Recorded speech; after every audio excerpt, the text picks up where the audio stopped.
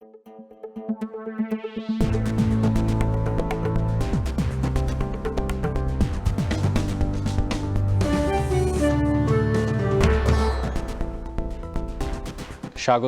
এখন জনপদে। পুরো আয়োজনে আপনাদের সঙ্গে আছে আমি মশিউর অনিক। শেরেবাংলা মেডিকেল কলেজ হাসপাতালের অধিকাংশ যন্ত্রাংশই বিকল। উন্নত চিকিৎসা সেবা বঞ্চিত দক্ষিণাঞ্চলের 11 জেলার 1.5 কোটি মানুষ।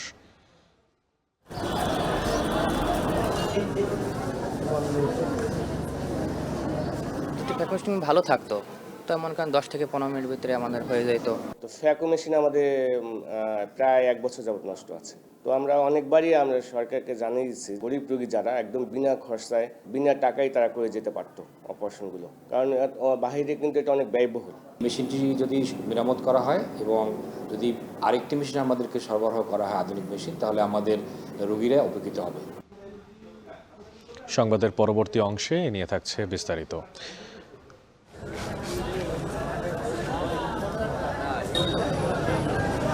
ভালোবাসা দিবস 26শে মার্চ এই অনুষ্ঠানগুলো সামনে রেখে কিন্তু আমরা ফুলের ব্যাপক পরিমাণে একটু উৎপাদন বাড়াই। বান্দার টাকা হচ্ছে না, 40 টাকা সহ দিতে হয় বানতি 100 ফুল, আর বিক্রি হচ্ছে 50 টাকা। গত কয়েকদিন ধরে 4-5 কোটি টাকার ফুল বিক্রি হয়েছে। এভাবে যদি বাজার আগামীতে পাই, যে আমাদের যে লক্ষ্যমাত্রা, সেই লক্ষ্যমাত্রা পূরণ হতে পারে। যশোরের পদখালীর মাঠ জুড়ে রাজস্বিক সৌন্দর্য ছড়াচ্ছে ফুল। বসন্ত, ভালোবাসা ও মাতৃভাষা দিবস ঘিরে জমজমাট বেচাকেনা। দাম কিছুটা কমলেও অন্তত 20 কোটি টাকার বাণিজ্যের আশা। সংবাদের পরবর্তী অংশে এ নিয়ে থাকছে বিস্তারিত। উন্নত চিকিৎসা সেবা থেকে বঞ্চিত হচ্ছেন বরিশাল বিভাগ সহ দক্ষিণাঞ্চলের 11 জেলার প্রায় 1.5 কোটি মানুষ। শেরেবাংলা মেডিকেল কলেজ হাসপাতালের বিভিন্ন যন্ত্রাংশ বিকল থাকায় এমন পরিস্থিতির উদ্ভব হয়েছে। যদিও হাসপাতালটির পরিচালক বলছেন দ্রুত সময়ের মধ্যে যন্ত্রাংশগুলো চালু করার উদ্যোগ নেওয়া হচ্ছে। মাহমুদুল নবীর তোলা ছবিতে বাকিটা জানাচ্ছেন সহকর্মী অমিত হাসান। 6 বছর ধরে বিকল পড়ে আছে বরিশাল শেরেবাংলা মেডিকেল কলেজ হাসপাতালের চক্ষু বিভাগের অত্যাধুনিক ল্যাসিক মেশিন। আর চোখের ছানি অপারেশনের ফ্যাকো মেশিনটিও নষ্ট প্রায় 7 মাস। এমনই নানা সমস্যায় জর্জরিত হাসপাতালটি। এর মধ্যেই বহির্বিভাগে চোখের সমস্যা নিয়ে বিভাগের বিভিন্ন জেলা উপজেলার মানুষ কম খরচে চিকিৎসা নিতে ভিড় করেন। মেশিনগুলো নষ্ট থাকায় উন্নত চিকিৎসা থেকে বঞ্চিত হতে হচ্ছে সাধারণ রোগীদের। ভালো থাকতো, তো মনে করেন 10 থেকে 15 মিনিট ভিতরে আমাদের হয়ে যেত। তাহলে আমরা যারা অসুস্থ আছি, রোগী যারা আছি, তারা অল্প সময়ের ভিতরে চলে যেতে পারতাম। পরীক্ষা করে একদিনের মধ্যে কম্পিউটারে একদিনের লেস লাগাই দেয়, একদিনের মধ্যে কমপ্লিট হয়ে যায়। তো সরকারি হসপিটাল সরকারিভাবে যেটা বেয়ার করতে হয় ভর্তিটা, আর যদি মেডিসিনের বাহির থেকে দুটো প্রয়োজন হয় যেটা না থাকে এখানে, সেটা এই খরচ। এখানে তো বেশি তেমন কোনো খরচ নেই। বরিশাল শেরেবাংলা মেডিকেল কলেজ হাসপাতালের চক্ষু বিভাগে প্রতিদিন গড়ে রোগী ভর্তি থাকছেন 15 জন। আর বহির্বিভাগে প্রতিদিন গড়ে 200 থেকে 250 জন রোগী চোখের নানা সমস্যা নিয়ে আসেন, যাদের মধ্যে বেশিরভাগ রোগীর চোখে ছানি সমস্যা। কিন্তু চোখের ছানি অপারেশনের ফ্যাকো মেশিনটি প্রায় 7 মাস ধরে বিকল থাকায় বর্তমানে অপারেশন হচ্ছে পূর্বের কনভেনশনাল পদ্ধতিতে। তান্ত্রিক যে লোকগুলো ছিল যারা এই সুবিধাটা পাচ্ছিল না, তারা কিন্তু এখান থেকে বেশ সুবিধা নিতে পারছিল। কিন্তু আমরা গত 1 বছর যাবত তো প্রায় এই সুবিধাটা দিতে পারছি না। মেশিনটা অকেজো হয়ে বসে আছে। আমরা যদি এই মেশিনটি যদি মেরামত করা হয় এবং যদি আরেকটি মেশিন আমাদেরকে সরবরাহ করা হয় আধুনিক মেশিন, তাহলে আমাদের রোগীরা উপকৃত হবে। হাসপাতালটির পরিচালক জানায়, দেশের অন্যান্য হাসপাতালের তুলনায় অনেকটা পিছিয়ে বরিশাল শেরেবাংলা মেডিকেল কলেজ হাসপাতাল। জনবল, প্রয়োজনীয় চিকিৎসা সরঞ্জাম সবকিছুই অপ্রতুল। তো দামি একটা মেশিন, এবং এটা যেটা রিপেয়ার করতে গেলে যেটা আমরা দেখেছি প্রায় মোর দেন 3 কোটি টাকার বেশি লাগবে। এবং তারপর যখন রিপেয়ার করবো দেখবেন আজকে এটা ওটা নষ্ট হচ্ছে এবং লোকজন খুঁজে পাওয়া টাফ হবে। তো এই জন্য আমাদের যেটা সিদ্ধান্ত যেটা আমরা নিয়েছি, সেই মেশিনটা আমরা সিএমএসডি বা নিমোদেরকে বলবো ওরা মেশিনটা ঢাকায় নিয়ে অন্য কোথাও ইনস্টল করে রিপেয়ার ওখানে করে। 2014 সালে 11 কোটি 90 লাখ টাকা ব্যয়ে বরিশাল শেরেবাংলা মেডিকেল কলেজ হাসপাতালের লেসিক মেশিনটি সরবরাহ করা হয়। চালুর পর মেশিনটিতে বেশ কয়েকবার সমস্যা দেখা দেয়, তবে 2019 সাল থেকে পুরোপুরি অকেজো। আর চোখের ছানি অপারেশনের ফ্যাকো মেশিনটি গেল বছরের জুন থেকে কাজ করছে না। দক্ষিণাঞ্চলের মানুষের চিকিৎসা সেবায় একমাত্র আশ্রয়স্থল এই শেরেবাংলা মেডিকেল কলেজ হাসপাতালটি। তা সত্ত্বেও চিকিৎসক, মেশিনারিজ ও লোকবল সহ রয়েছে নানা ধরনের সংকট।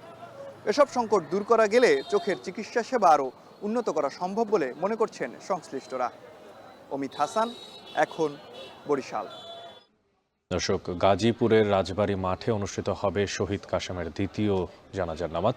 এতে অংশ নিয়েছেন বৈষম্য বিরোধী ছাত্র আন্দোলন সহ ফ্যাসিবাদ বিরোধী রাজনৈতিক দলের নেতাকর্মীরা। এই বিষয়ে আরও জানাতে গাজীপুরের রাজবাড়ী মাঠ থেকে যুক্ত হচ্ছেন সহকর্মী ইফতেখার রায়হান। ইফতেখার, আপনার থেকে জানতে চাই আসলে কখন নাগাদ এই দ্বিতীয় জানাজা অনুষ্ঠিত হবে এবং নেতাকর্মীরা যেখানে তারা উপস্থিত আছেন সেখানে যারা তারা কি বলছেন এই বিষয়ে?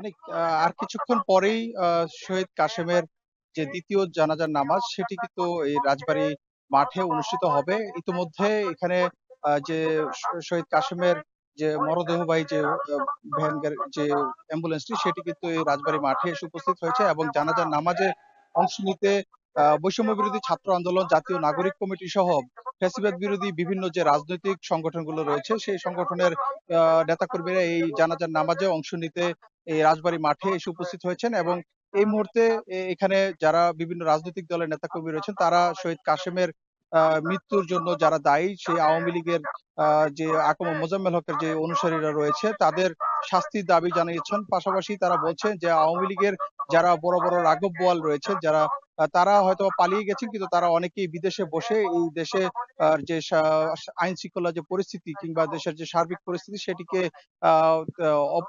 যে অস্থিতিশীল করার জন্য তারা চেষ্টা করছেন। যে কারণে তারা বলছেন যে দ্রুত যেন যে যাদের নির্দেশে এই হত্যাকাণ্ডটি ঘটেছে কিংবা এই হামলার ঘটনাটি ঘটেছে তাদেরকে আইনের আওতায় আনার দাবি করছেন। পাশাপাশি যে অপারেশন ডেভিল হান্ট যেটি পরিচালিত হচ্ছে গাজীপুর সহ সারা দেশে সেই অপারেশন ডেভিল হান্টকে আরো জোরদার করে আওয়ামী লীগের যারা ফ্যাসিবাদের সাথে জড়িত ছিল, যে সকল নেতাকর্মী বিভিন্ন সময় এই সন্ত্রাসী কার্যক্রমের সাথে লিপ্ত ছিল তাদেরকে দ্রুত গ্রেপ্তার করার জন্য তারা দাবি জানাচ্ছেন। এবং এখানে যারা বৈষম্য বিরোধী ছাত্র আন্দোলন সহ বিভিন্ন রাজনৈতিক দলে যারা নেতাকর্মী রয়েছে তারা কিন্তু যে শহীদ কাশেমকে প্রতি বিপ্লবের প্রথম শহীদ হিসেবে আখ্যায়িত করছেন এবং তারা বলছেন যে ছাত্রলীগের মতো করে যেন আওয়ামী লীগকেও বাংলাদেশে যেন তাদেরকে রাজনীতি করতে না দেওয়া হয় সেজন্য আওয়ামী লীগকে দ্রুত নিষিদ্ধ করার কিন্তু দাবি কিন্তু তারা করছেন। এবং এই যে যারা জানাজার নামাজে অংশ নিয়েছেন তাদের সাথে আমরা কথা বলেছিলাম, তাদের প্রত্যেকেই কিন্তু এই কথাটি বারবার বলছেন যে দেশ যখন 6 মাস পেরিয়েছে গণ অভ্যুত্থানের পর যখন দেশ সামনে এগিয়ে যাচ্ছে ঠিক সে সময় আওয়ামী লীগের যারা এই আকম মোজাম্মেল হকের অনুসারীদের হামলায় যে প্রতি বিপ্লবের যে প্রথম শহীদ সেই শহীদ কাশেমের স্মৃতিকে এবং তার যে রক্তের শোধ দিতে তারা কিন্তু সর্বদা রাজপথে থাকবে বলে তারা অঙ্গীকার করছেন। এবং কিছুক্ষণ আগে এখানে জানাজার নামাজে অংশ নিতে এসেছেন গাজীপুর মেট্রোপলিটন পুলিশ কমিশনার এবং তিনিও কিন্তু জানিয়েছেন যে আশ্বাস দিয়েছেন দ্রুত সময়ের মধ্যে এই হত্যাকাণ্ডের সাথে যারা জড়িত রয়েছেন তাদেরকে আইনের আওতায় আনা হবে। কিছুক্ষণ পর জানাজার নামাজ অনুষ্ঠিত হবে, এরপরে গাজীপুরে যে বোট বাজারে সেখানে আরো একটি জানাজার নামাজ অনুষ্ঠিত হবে, তারপরে তাকে সেখানে দাফন করা হবে। তো সবকিছু মিলিয়ে গাজীপুরে কিন্তু এই মুহূর্তে জানাজার নামাজের যে প্রস্তুতি সেটি কিন্তু চলছে। তো এই ছিল আমার কাছে গাজীপুর থেকে সবশেষ তথ্য। অনেক শহীদ কাশেমের দ্বিতীয় নামাজে জানাজার আয়োজন হয়েছে গাজীপুরে, সে বিষয়ে সবশেষ খোঁজ খবর রাখছিলেন সহকর্মী ইফতেখার রায়হান। এদিকে এর আগে আওয়ামী লীগকে চিরতরে নিষিদ্ধের দাবি জানিয়েছেন বৈষম্য বিরোধী ছাত্র আন্দোলন নেতাকর্মীরা। বুধবার রাতে শহীদ আবুল কাশেমের জানাজা শেষে কফিন মিছিলে ছাত্রনেতারা বলেন সব শক্তি কাজে লাগিয়ে শেখ হাসিনাকে দেশে এনে বিচার নিশ্চিত করতে হবে, এছাড়া দেশকে যে কোনো মূল্যে ফ্যাসিবাদ মুক্ত করা হবে বলেও অঙ্গীকার করেন বৈষম্য বিরোধী ছাত্র আন্দোলন। আরো জানাচ্ছেন রকিবুল রাহাত। গেল 7 ফেব্রুয়ারি গাজীপুরে আওয়ামী লীগের সাবেক মন্ত্রী আকম মোজাম্মেল হকের বাড়িতে হামলার ঘটনায় আহত 7 জনকে ভর্তি করা হয় ঢাকা মেডিকেল কলেজ হাসপাতালে। সেই হামলায় আহত বৈষম্য বিরোধী ছাত্র আন্দোলনের সদস্য আবুল কাশেম বুধবার দুপুরে ঢাকা মেডিকেল কলেজ হাসপাতালের আইসিইউতে মারা যান। সামাজিক যোগাযোগ মাধ্যম উত্তাল হয়ে ওঠে বৈষম্য বিরোধী ছাত্র আন্দোলনের নেতারা। রাতে কেন্দ্রীয় শহীদ মিনারে শহীদ আবুল কাশেমের জানাজায় অংশ নেন বৈষম্য বিরোধী ছাত্র আন্দোলনের আহ্বায়ক হাসনাত আব্দুল্লাহ। বলেন অন্তর্বর্তী সরকারকে দ্রুততম সময়ের মধ্যে আইনগত প্রক্রিয়ায় আওয়ামী লীগকে নিষিদ্ধ করতে হবে। এই অন্তর্বর্তীকালীন সরকারকে আমরা আহ্বান জানাচ্ছি আওয়ামী লীগকে নিষিদ্ধ করার জন্য, আওয়ামী লীগকে বিচার দ্রুত করার জন্য আপনারা আর কি প্রয়োজন? ইতিমধ্যে আইনানুগ উন্মোচিত হয়েছে, আপনারা দ্রুততম সময়ের মধ্যে আপনার আইনগত প্রক্রিয়ায় আওয়ামী লীগকে নিষিদ্ধ করুন। এ সময় দেশের প্রতি ইঞ্চি মাটিকে আওয়ামী ফ্যাসিবাদ মুক্ত করার ঘোষণা দেন সংগঠনের সদস্য সচিব আরিফ সোহেল। যতদিন পর্যন্ত জুলাই আগস্ট বিপ্লবের একজন সৈনিক জীবিত থাকবে, আওয়ামী ফ্যাসিবাদের কবর না দেওয়ার আগ পর্যন্ত আমরা ঘরে ফিরে যাব না। জানাজায় অংশ নিয়ে জাতীয় নাগরিক কমিটির সদস্য সচিব আক্তার হোসেন বলেন, আওয়ামী লীগের রাজনীতি চিরতরে নিষিদ্ধ করতে হবে। আন্তর্জাতিক পরিমণ্ডলের শক্তি কাজে লাগিয়ে শেখ হাসিনাকে দেশে ফেরত আনার দাবিও জানান তিনি। আমাদের শহীদ ভাইয়ের লাশের শপথ নিয়ে আমরা বলছি, আওয়ামী লীগ বাংলাদেশে যদি কোনো অপ্রীতিকর ঘটনা ঘটাবার চেষ্টা করে, আমাদের শরীরের শেষ রক্তবিন্দু দিয়ে হলেও আমরা এই আওয়ামী লীগের বিরুদ্ধে লড়ে যাব। জানাজা শেষে আওয়ামী লীগের বিচার ও নিষিদ্ধের দাবিতে কফিন মিছিল বের করে বৈষম্য বিরোধী ছাত্র আন্দোলন। এ সময় স্লোগানে স্লোগানে দেশকে ফ্যাসিবাদ মুক্ত করার দাবি জানান তারা। বৃহস্পতিবার সকালে গাজীপুরে আরেকটি জানাজা শেষে আবুল কাশেমকে দাফন করা হবে। রকিবুল রাহাত, এখন, ঢাকা। সারা দেশে যৌথ বাহিনীর বিশেষ অভিযান অপারেশন ডেভিল হান্টের পঞ্চম দিনেও দেশের বিভিন্ন জায়গা থেকে গ্রেফতার ও অস্ত্র উদ্ধার করেছে যৌথ বাহিনী। ময়মনসিংহে অভিযান চালিয়ে গত 24 ঘন্টায় আটক করা হয়েছে 17 জনকে। নোয়াখালীর 5 উপজেলায় অব্যাহত রয়েছে অভিযান, যাতে স্থানীয় শীর্ষ সন্ত্রাসী সহ মোট 9 জনকে গ্রেফতার করা হয়েছে। এ নিয়ে নোয়াখালীতে এখন পর্যন্ত মোট গ্রেফতার হয়েছে 48 জন। গাজীপুরে মহানগর পুলিশ 14 জন ও জেলা পুলিশ 9 জনকে আটক করেছে। এ নিয়ে গত 5 দিনে আটক হয়েছে মোট 334 জন। এছাড়া গত 24 ঘন্টায় টাঙ্গাইলে 13 জন, জামালপুরে 6 জন, সাতক্ষীরায় 16 জন ও পাবনায় 2 জনকে গ্রেফতার করা হয়েছে।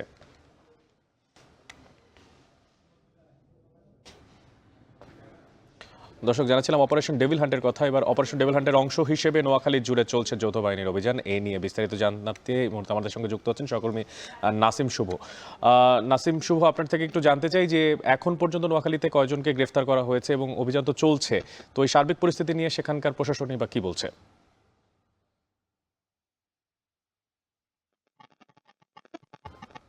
অনেক অপারেশন ডেভিল হান্টের অংশ হিসেবে নোয়াখালীতে গত প্রায় 5 দিন যাবতই অভিযান চলছে এবং সবশেষ গত 24 ঘন্টায় কিন্তু নোয়াখালীর 9টি উপজেলার মধ্যে 5টি থানায় অভিযান চালিয়ে আরো নতুন করে 9 জনকে আটক করেছে আইন শৃঙ্খলা বাহিনী।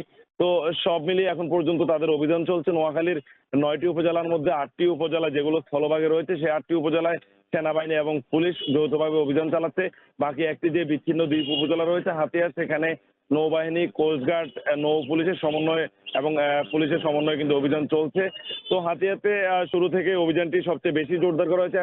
এখন পর্যন্ত নোয়াখালীতে যে 48 জনকে গ্রেপ্তার করা হয়েছে তার মধ্যে সর্বোচ্চ সংখ্যক কিন্তু বিচ্ছিন্ন দ্বীপ উপজেলা হাতিয়াতে, যার কারণ হিসেবে জানিয়ে রাখে আইন শৃঙ্খলা বাহিনী বলছে হাতিয়াতে কিন্তু অবৈধ অস্ত্রের প্রচুর জনজনানি রয়েছে এবং এই অবৈধ অস্ত্র দিয়ে কিন্তু হাতিয়ার এই বিচ্ছিন্ন দ্বীপটি বিভিন্ন সময় যারা আসলে ক্ষমতায় থাকতেন তারাই নিয়ন্ত্রণ করতেন, যার কারণে কিন্তু হাতিয়ার যে দ্বীপ উপজেলার প্রায় 7 লাখের বেশি মানুষ তারা সব সময় ক্ষমতাসীনদের কাছে জিম্মি থাকতেন এবং তারই অংশ হিসেবে এই সকল অবৈধ অস্ত্র উদ্ধারে কিন্তু সেখানে অভিযান জোরদার করেছে নৌবাহিনী, কোস্টগার্ড, পুলিশ এবং নৌ পুলিশের সমন্বয়ে গঠিত যে যৌথ বাহিনী তারা।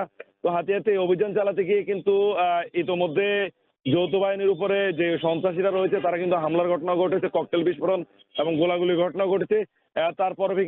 তারপরেই কিন্তু সেখানে আবার যে সন্ত্রাসীরা রয়েছেন তাদের কাছে প্রচুর অস্ত্র সহ তাদের অনেকজনকেও কিন্তু আইন শৃঙ্খলা বাহিনী গ্রেপ্তার করতে সক্ষম হয়েছে। তো আমি সব মিলিয়ে কথা বলেছি নোয়াখালীর যিনি পুলিশ সুপার রয়েছেন আব্দুল্লাহ আল ফারুক, তার সাথে তিনি জানিয়েছেন স্বরাষ্ট্র মন্ত্রণালয় যে অপারেশন ডেভিল হান্ট ঘোষণা দিয়েছে সেটির কার্যক্রম হিসেবে নোয়াখালীর শুধু ভাষান্তর থানা ছাড়া বাকি যে 9টি থানা রয়েছে সেই থানাগুলোতে আসলে তারা পুলিশ তারা কিন্তু সেনাবাহিনী এবং যে অন্যান্য করে অভিযান করছে এবং দেশের পরিস্থিতি স্থিতিশীল রাখার স্বার্থে তাদের এই অভিযান কিন্তু অব্যাহত থাকবে বলেও পুলিশ সুপার আমাদেরকে জানিয়েছেন। তো অনেক এই ছিল আসলে নোয়াখালী থেকে অপারেশন ডেভিল হান্ট নিয়ে আমার কাছে এখন অবধি সব শেষ। নোয়াখালীতে অব্যাহত রয়েছে অপারেশন ডেভিল হান্ট, আর সেই বিষয়ে সবশেষ খোঁজ খবর রাখছিলেন সহকর্মী নাসিম শুভ। জাতীয় সংসদের এলডি হলে ব্রিফ করছেন সংবিধান সংস্কার কমিশনের প্রধান ডক্টর আলী রিয়াজ। সরাসরি চলে যাচ্ছি তার একটা বক্তব্যে। কমিশনের সার্বিক সহায়তা প্রদানের জন্য আইন ও বিচার মন্ত্রণালয় এবং সংসদ সচিবালয়ের যে সকল কর্মকর্তা ও কর্মচারী নিরলসভাবে কাজ পরিশ্রম করেছেন, কমিশন তাঁদের কাছে কৃতজ্ঞ। পুরো প্রক্রিয়ার সময় গণমাধ্যমগুলোর কাছ থেকে আমরা যে সহযোগিতা পেয়েছি তা বর্ণনাতীত। এই জন্য আমি ব্যক্তিগতভাবে এবং আপনাদের কাছে কৃতজ্ঞ। ধন্যবাদ। আমরা এখন আপনাদের পক্ষ থেকে যদি প্রশ্ন থাকে সেই প্রশ্নগুলো নেব। একটি মাইক্রোফোন আছে যেটা আপনারা ব্যবহার করতে পারেন।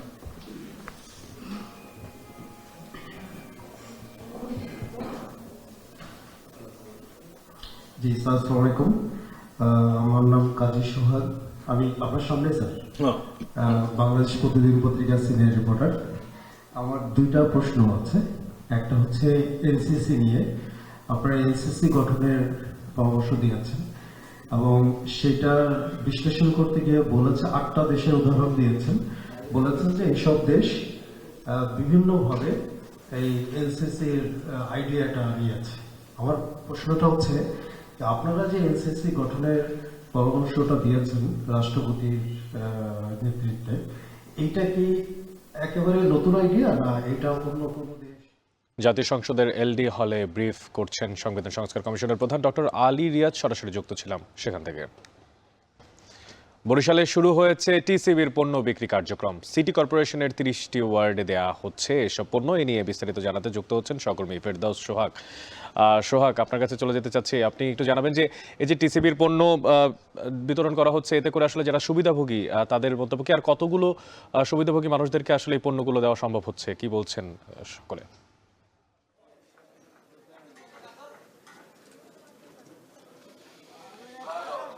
অসংখ্য ধন্যবাদ আপনাকে অনেক। টিসিবির পণ্য কার্যক্রম আজকে বরিশালে শুরু হয়েছে, যদিও এটি শুরু হওয়ার কথা ছিল অনেক আগেই, কিন্তু বরিশালে একটি জটিলতা তৈরি হওয়ার কারণে আনুষ্ঠানিকতাও কিন্তু আজকে নেই, অথচ আজকে থেকেই পণ্য বিক্রি কার্যক্রম শুরু হয়েছে। আমরা টিসিবির যে কর্তৃপক্ষ রয়েছে বরিশালের স্থানীয়, তাদের সঙ্গে কথা বলেছি। তারা বলছে সাধারণত যেটা দেখা যায় বিভাগীয় কমিশনার, জেলা প্রশাসক অথবা মেয়র যারা থাকেন তাদের মাধ্যমে এর উদ্বোধনী কার্যক্রম শুরু হয়, কিন্তু যেহেতু জটিলতা তৈরি হয়েছিল আর এ কারণে কোনো উদ্বোধনী কার্যক্রম নেই, কোনো আনুষ্ঠানিকতা নেই। কিন্তু আজকে বাস্তবতা হচ্ছে এটাই, আজকে টিসিবির পণ্য কার্যক্রম বিক্রির যে কার্যক্রম সেটি শুরু হয়েছে, কিন্তু কোথাও কোনো ভিড়ভাট্টা নাই। আমি রয়েছি 11 নং ওয়ার্ড কাউন্সিলরের যে কার্যালয়, যেটি যে জায়গাটিতে, তার পাশেই একটি টিসিবির পণ্যের দোকান রয়েছে। এখানটায় আমরা কনিক এন্টারপ্রাইজ মেসার্স, এখানে এসে দেখাবার চেষ্টা করছি যে এই মুহূর্তে কিন্তু শুধুমাত্র একজন সুবিধাভোগী এখানে রয়েছেন এবং তিনি নিচ্ছেন। সকাল থেকে সেই 9টা থেকে যে পণ্য বিক্রি কার্যক্রম যে শুরু হয়েছে তখন থেকে এখন পর্যন্ত কিন্তু মাত্র 15 জনের মতো পণ্য নিতে এসেছেন এবং তারা নিয়েছেন। একটু জানিয়ে রাখি যে কি প্রবলেমটি এখানে হয়েছিল। আসলে বরিশাল সিটি কর্পোরেশনে আওয়ামী লীগ আমলের যে খবরটি ছিল সেটি হচ্ছে যে 90,000 কার্ড 30টি ওয়ার্ডে কিন্তু এখানে বিতরণ করা হয়েছিল, কিন্তু পরবর্তীতে বর্তমান যে প্রশাসন রয়েছে তারা খোঁজখবর নিয়ে জানতে পেরেছে যে একটি অনিয়মের আশ্রয় নেওয়া হয়েছে, দুর্নীতি স্বজনপ্রীতি করা হয়েছে, দলীয়করণ করা হয়েছে। এই অভিযোগটি পাওয়ার পর তারা কিন্তু যাচাই বাছাই করে এবং পরবর্তীতে 90 হাজারের জায়গায় কিন্তু 31,574 জন কার্ড গ্রহীতা রয়েছে এবং তাদেরটা কিন্তু এবার দেওয়া হচ্ছে। তো আজকে যেহেতু শুরু হয়েছে আনুষ্ঠানিকভাবে, এ কারণে লোকজনের জানাজানিও খুব একটা হয়নি।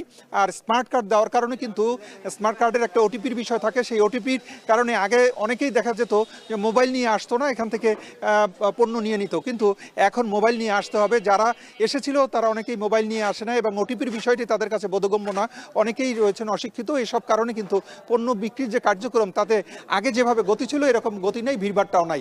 তবে এই বিষয়টি কিন্তু যখনই তারা একটু বুঝতে পারবে তখনই এই কার্যক্রমটি আবার গতি আসবে এবং যারা এখন পাচ্ছেন না তারা যেন পান সেই ব্যবস্থাটি করার জন্য বৈধভাবে যারা পাওয়া উচিত তাদেরকেও দেওয়ার জন্য কিন্তু আহ্বান জানানো হয়েছে। এতটুকু ছিল বরিশালের টিসিবির বিক্রি কার্যক্রমের সবশেষ খবর। বরিশালে শুরু হয়েছে টিসিবির পণ্য বিক্রি। এখন পর্যন্ত সিটি কর্পোরেশনের 30টি ওয়ার্ডে শুরু হয়েছে এই কার্যক্রম। সে বিষয়ে সবশেষ খোঁজখবর রাখছিলেন সহকর্মী ফেরদৌস সোহাগ। অন্যদিকে ময়মনসিংহ বিভাগের বিভিন্ন ক্ষেত্রে সফল 5 জন নারীকে সম্মাননা প্রদান করা হচ্ছে। নগরীর জেলা পরিষদের ভাষা শহীদ আব্দুল জব্বার মিলনায়তনে মহিলা ও শিশু বিষয়ক অধিদপ্তর ও বিভাগীয় প্রশাসনের পক্ষ থেকে দেওয়া হচ্ছে এই সম্মাননা। এই বিষয়ে আরও বিস্তারিত জানতে আমরা যুক্ত হচ্ছি সহকর্মী ইমতিয়াজ আহমেদের সাথে। ইমতিয়াজ আহমেদ, ময়মনসিংহের যে আজকে নারীদের যে সম্মাননাগুলো দেওয়া হচ্ছে, আসলে কোন বিষয়কে কেন্দ্র করে এই সম্মাননাগুলো দেওয়া হচ্ছে, কি তথ্য আছে আপনার কাছে? অনেক একটি দেশের সমৃদ্ধি, তার সাংস্কৃতিক উন্নয়ন, শিক্ষা, স্বাস্থ্য সব ক্ষেত্রেই কিন্তু আসলে পুরুষের পাশাপাশি নারীদের একটা বড় ধরনের ভূমিকা থাকে এবং তার লক্ষ্যে কিন্তু ময়মনসিংহ বিভাগের যে অদম্য 5 জন নারী রয়েছেন তাদেরকে কিন্তু সম্মাননা প্রদান করা হচ্ছে, যেটি সম্মাননা প্রদান করছে ময়মনসিংহ মহিলা বিষয়ক অধিদপ্তর এবং ময়মনসিংহ বিভাগীয় কার্যালয়ের পক্ষ থেকে এই সম্মাননা প্রদান করা হচ্ছে। এবং এখানে আমরা দেখতে পাচ্ছি যে এই অনুষ্ঠানের প্রধান অতিথি হিসেবে উপস্থিত রয়েছেন ময়মনসিংহ বিভাগীয় কমিশনার মোহাম্মদ মুক্তার আহমেদ এবং বিশেষ সভাপতিত্ব করছেন জনাব নাইমা হোসেন, পরিচালক যুগ্ম সচিব মহিলা বিষয়ক অধিদপ্তর। এবং এছাড়া এখানে 5 জন নারীকে কিন্তু 5টি ক্যাটাগরিতে কিন্তু তাদেরকে সম্মাননা প্রদান করা হচ্ছে। অর্থনৈতিকভাবে সফল নারী এবং নানান নির্যাতন সহ্য করে যারা আবার ঘুরে দাঁড়িয়েছেন এমন নারী রয়েছেন, পাশাপাশি রয়েছেন সফল জননী, সমাজ উন্নয়নে সামাজিক উন্নয়নে যারা ভূমিকা রেখেছেন এমন নারীদেরকে এখানে আনা হয়েছে সম্মাননা প্রদানের জন্য। এবং সেই সাথে যারা শিক্ষাক্ষেত্রে আসলে উন্নয়ন করেছেন এমন নারীরা এসেছেন। পাশাপাশি ময়মনসিংহ বিভাগের বিভিন্ন জেলা উপজেলা থেকে বাছাইয়ের পর যারা যে নারীরা রয়েছেন, বিশেষ করে আরও 15 জন নারীদের কিন্তু সম্মাননা প্রদান করা হবে। এবং এখানে যারা 5 জন যে নারী তাদেরকে সম্মানিত করা হচ্ছে তাদের মধ্যে রয়েছেন, আমরা দেখতে পাচ্ছি যে অর্থনৈতিকভাবে যারা রয়েছেন শরীফা সুলতানা, শিক্ষা ও চাকরি সাফল্যতা অর্জনকারী নারী রয়েছেন ফারজানা ইসলাম, সফল জননী রয়েছেন নুরজাহান বেগম, নির্যাতন বিভীষিকা মুছে ফেলে নতুন জীবন শুরু করছেন এমন নারী রয়েছেন শিউলি রানী বিশ্বাস, এবং সমাজ উন্নয়নের ক্ষেত্রে রয়েছেন হোসনা আক্তার, এবং সেই সাথে অর্থনৈতিকভাবে যিনি সফলতা অর্জন করেছেন মুনমুন নাজমা বেগম। এবং এখানে আমরা দেখতে পাচ্ছি যারা এসেছেন তারা বেশিরভাগই কিন্তু আসলে বিভিন্ন উপজেলা জেলা থেকে যারা সমাজের বিভিন্ন ক্ষেত্রে যে নারীরা আসলে সফলতা অর্জন করেছেন তাদেরকেই আসলে সম্মাননা প্রদান করা হবে এবং আগামী দিনগুলোতে আসলে তাদের এই কর্মপরিকল্পনাগুলো যেন আরও বৃদ্ধি পায় সেই লক্ষ্যে কিন্তু আসলে মহিলা বিষয়ক অধিদপ্তর কিন্তু তারা কাজ করে দেবে। সব মিলিয়ে এই ছিল ময়মনসিংহ থেকে আমার কাছে সর্বশেষ। সহকর্মী ইমতিয়াজ আহমেদ যেমনটা বলছিলেন, সহকর্মীরা ময়মনসিংহে 5 জন সফল মানুষকে দেওয়া হচ্ছে সম্মাননা। নারীদের এই যে সম্ভাবনা সেটা ছড়িয়ে পড়ে সব জায়গায়, তেমনটা জানাচ্ছিলেন সহকর্মীরা। মৌলভীবাজারের কুলাউড়ার সবচেয়ে বড় রবির বাজারে প্রতিদিন লেনদেন হয় প্রায় 5 কোটি টাকা। 6টি ইউনিয়নের মিলনস্থলে অবস্থিত এই বাজারে ফার্নিচার ব্যবসা অত্যন্ত প্রসিদ্ধ। তবে আরও একটি কারণে এই বাজারের প্রসিদ্ধতা কিন্তু আছে, সেটা হচ্ছে আধ্যাত্মিক কারণে বাজারের জামে মসজিদটি বেশ নামডাক রয়েছে। সেই কারণে দেশের বিভিন্ন স্থান থেকে এখানে নামাজ পড়তে আসেন অনেক মুসল্লি। তবে বাজারের সরু রাস্তা আর ড্রেনেজ সমস্যার কারণেই বিপাকে পড়ছেন ব্যবসায়ীরা। দাবি তুলেছেন সড়ক ও অবকাঠামো উন্নয়নের। এম এ হামিদের প্রতিবেদনে দেখবেন বিস্তারিত। মৌলভীবাজারের কুলাউড়ার অন্যতম বাণিজ্যিক কেন্দ্র রবির বাজার। বাজারটিকে দিনরাতের বাজারও বলা হয়। 6টি ইউনিয়নের মিলনস্থলে গড়ে ওঠা এই বাজারে প্রতিদিন ব্যবসা করেন প্রায় 1500 ব্যবসায়ী। লেনদেন হয় অন্তত 5 কোটি টাকার। পুরো সিলেট বিভাগের সবচেয়ে প্রসিদ্ধ ফার্নিচার ব্যবসা বসে এখানে। প্রতিদিন অনেকগুলো মাল সেল হয়, অন্তত 1 কোটি টাকার কাছাকাছি সেল আছে। মানুষে মালটা নেয় আমার কাছ থেকে, যন্ত্রাংশ নেয়, কাজ করে কৃষি যন্ত্রাংশ নিয়ে ব্যবহার করে আনুমানিক 30-35,000 সিজনে 40-50,000 টাকা বিক্রি হয়। বাজারটিতে প্রতিদিন প্রায় 4 থেকে 5 কোটি টাকার পণ্য বিক্রি হয়। তবে বাজারের ভেতরে সরু রাস্তা ও ড্রেনেজ সমস্যার কারণে দুর্ভোগের কথা জানান ব্যবসায়ীরা। এই বাজারে রাস্তার অবস্থা খুবই, ইউনিয়ন অফিসের সামনের যে অবস্থা সেখানে বলা যায় না। আর সবচেয়ে বড় সমস্যা হলো যানজট। রাস্তাঘাটে সরু সংকীর্ণ হওয়ার কারণে বিশেষ করে যানজট লেগেই থাকে প্রতিদিন। প্রয়োজনীয় যত কিছু দরকার হয় আমাদের, নিত্য প্রয়োজন থেকে মেহমানদারি থেকে শুরু করে যত কিছু দরকার হয় সব কিছু দোকানে, এখানে প্রচুর পরিমাণ দোকান রয়েছে। বহু চিন্তা ভাবনা করছি, বহু মিটিং করছি প্রশাসন নিয়ে, কিন্তু কোনো সফলতা আসতে পারিনি একমাত্র রাস্তার কারণে। বাইপাস যদি হয় তো মোটামুটি যানজটটা সলভ হয়ে যাবে আমার বিশ্বাস। বাজারে যানজট, ড্রেনেজ সমস্যা ও কাঁচাবাজারের উন্নয়ন ঘটলে প্রতি বছর সরকারের রাজস্ব আয় আরও বাড়বে আশা স্থানীয়দের। এখন মৌলভীবাজার। জামাই মেলার পর বগুড়ার গাবতলীতে আজ অনুষ্ঠিত হচ্ছে বউ মেলা, যেখানে বিভিন্ন পণ্যের বিক্রি ও কেনাবেচা হয়। সবকিছুই করেন বউ ও মেয়েরা। এ নিয়ে আরও জানাতে যুক্ত হচ্ছেন সেখান থেকে সহকর্মী মাজেদুর রহমান। মাজেদ, চমৎকার এই যে মেলা, এই মেলাতে কি ধরনের পণ্যের প্রতি যারা কিনতে আসছেন তাদের আগ্রহ বেশি, এবং পাশাপাশি নারীরা এবং তারাই তো বিক্রি করছেন এখানে, তো এছাড়া কি অন্য কোনো বৈশিষ্ট্য আছেন এই মেলার, কোনো বিশেষত্ব জানাবেন? হ্যাঁ, অনেক। আপনি যেমনটি বলছিলেন যে গতকাল কিন্তু বগুড়ার যে গাবতলীতে ঐতিহ্যবাহী যে পোড়াদহ মেলা, যেটাকে মাছের মেলা বা জামাই মেলা বলা হয়, সেই মেলা শেষে কিন্তু আজকে এই যে এই স্থানটিতে কিন্তু বউ মেলা বসেছে। এই বউ মেলা যেটি বলা হচ্ছে সেটি কিন্তু আসলে এখানে বউ খুঁজে পাওয়া যাবে না, কিন্তু এখানে বউ, তারপর নারী ছেলে মেয়েরাই শুধু এখানে এই মেলাতে আসতে পারে, এবং যারা এখানে দোকানি তারাও কিন্তু এখানে মেয়েরাই বেশি এখানে দোকানদার রয়েছেন, এবং 2-4টা পুরুষও এখানে দোকানি রয়েছেন। তবে তারাও এখানে প্রতি বছরই কিন্তু এই মেলাতে আসেন।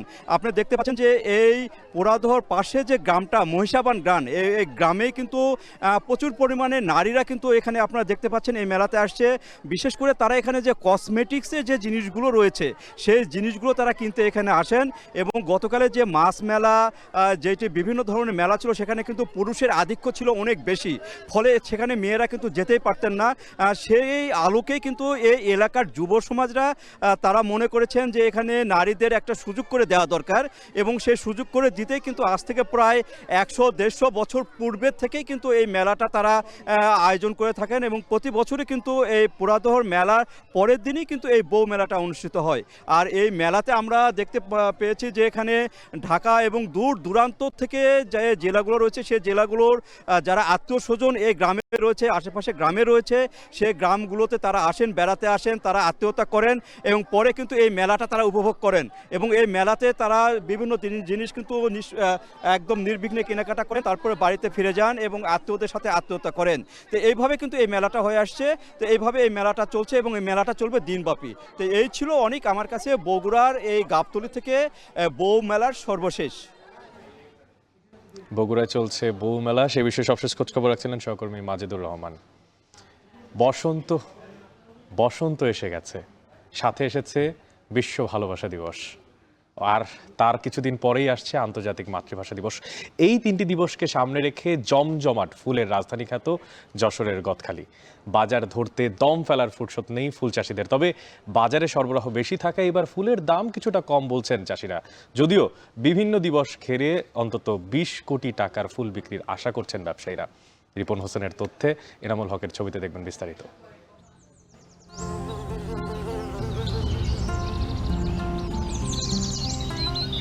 যশোরের গদখালির মাঠ জুড়ে রাজসিক সৌন্দর্য ছড়াচ্ছে গোলাপ, গ্লাডিওলাস, রজনীগন্ধা সহ বিভিন্ন ফুল। বর্ণিল আভা ছড়ানো এসব ফুল জানান দিচ্ছে বসন্তের আগমনী বার্তা।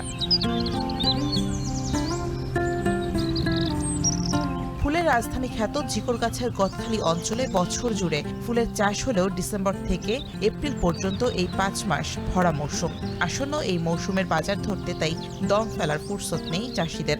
1 জানুয়ারি, 21 ফেব্রুয়ারি, 14 ভালোবাসা দিবস, 26 মার্চ, এই অনুষ্ঠানগুলো সামনে রেখে কিন্তু আমরা ফুলের ব্যাপক পরিমাণে একটু উৎপাদন বাড়াই। তো এবছরও তার বর্তায় ঘটেনি। বসন্ত বিশ্ব ভালোবাসা দিবস ও আন্তর্জাতিক মাতৃভাষা দিবসকে সামনে রেখে জমজমাট গদখালির ফুলের বাজারও।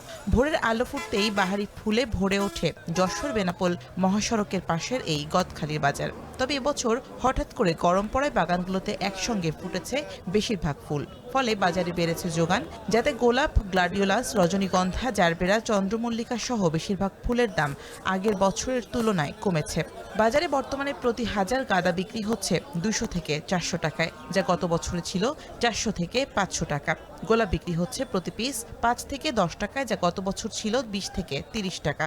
গত বছরের তুলনায় এই বছর ফুলের দাম একটু কম আছে। গোলাপ বর্তমানে বিক্রি হচ্ছে 8 থেকে 9 টাকা, ভুট্টা ফুল বিক্রি হচ্ছে 2 টাকা, যা আগে ছিল 10 থেকে 12 টাকা। বান্দার টাকা হচ্ছে না, 40 টাকা সওয়া দিতে হয় বানতি 100 ফুল, আর বিক্রি হচ্ছে 50 টাকা।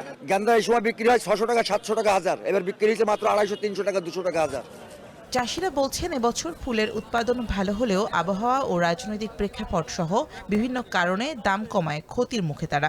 প্রত্যেক বছর আশায় থাকি যে 14 ফেব্রুয়ারিতে চাষিরা একটা মোটা অঙ্কের টাকার ফুল বেচা কেনা করবে, তাই এবছর ফুল উৎপাদন হচ্ছে, কিন্তু আমরা চাহিদা মতো দাম পাচ্ছি না। প্রকৃতির আবহাওয়ার কারণে হঠাৎ করে গরম পড়ে গেছে, এই কারণে ফুলের আমদানি বেশি, চাহিদা কম।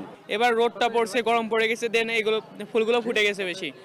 এমন সময় গোলাপ আমরা বিক্রি করছি 30 টাকা করে পিস, এখন বিক্রি করতে হচ্ছে 7 টাকা পিস। মানুষের যদি ফুল বিলাসিতা, ফুল যদি মানুষের মনে শান্তি না থাকে, তাহলে এই বিলাসিতা কই থেকে আসে, যার কারণে বেচা কেনা শর্ট। ব্যবসায়ী সমিতির দাবি বসন্ত ও ভালোবাসা দিবস এবং ২১শে ফেব্রুয়ারি সহ বিভিন্ন দিবস ঘিরে প্রতিদিন অন্তত ৩ কোটি টাকার ফুল বিক্রি হয়, যাতে কয়েকদিনে ২০ কোটি টাকার ফুল বিক্রির আশা করছেন তারা। এছাড়া পুরো মৌসুম জুড়ে এই খাতে বাণিজ্য হয় ৫০০ কোটি টাকা। পুরো এক বছরের চেষ্টা থাকে আমরা এই সামনের এই যে ভ্যালেন্টাইন্স ডে, পয়লা ফাল্গুন ও ২১শে ফেব্রুয়ারি, এই বিশেষ করে ৩টে দিনে লক্ষ্য করে আমাদের বাজারে গোলাপ, গ্যালোডলাক্স সমস্ত ফুল মিলে আমরা একটা ধারণা করছি যে ৩ থেকে ৩.৫ কোটি টাকার ফুল আমাদের আজকের বিক্রি হচ্ছে। এবছর ফুলের উৎপাদন অনেক বেশি কিন্তু মূল্য একটু কম।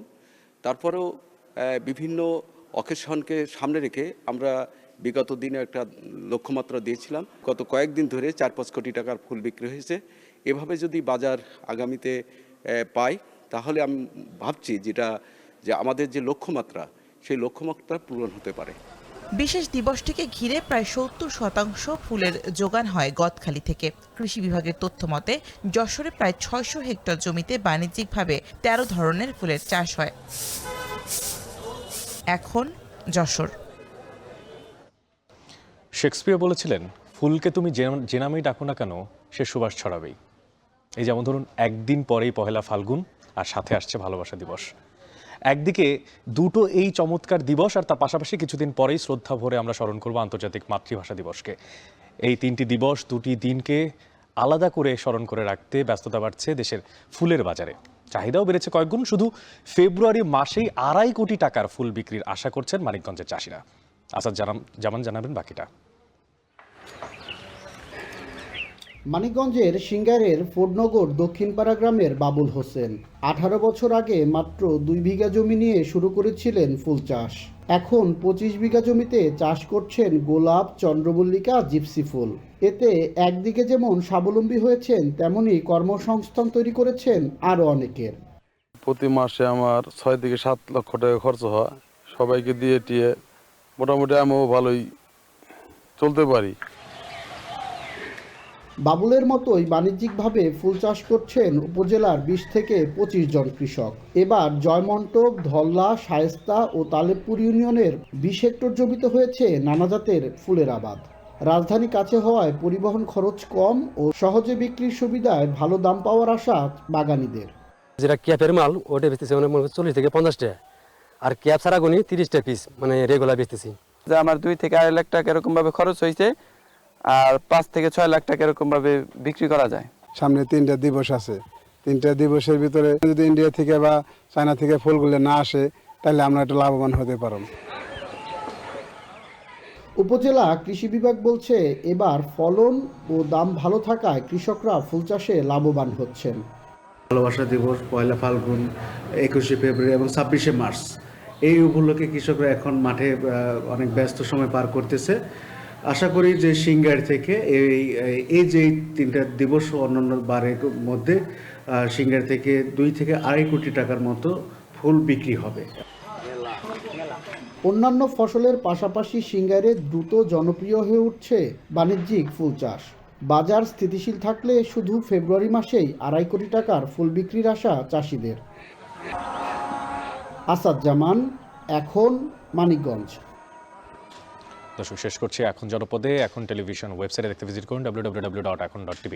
এছাড়া এখন টেলিভিশন ফেসবুকে দেখতে ভিজিট করুন facebook.com/tv.ekhon এবং ইউটিউবে এখন টেলিভিশন দেখতে ভিজিট করুন youtube.com/c/ekhon tv।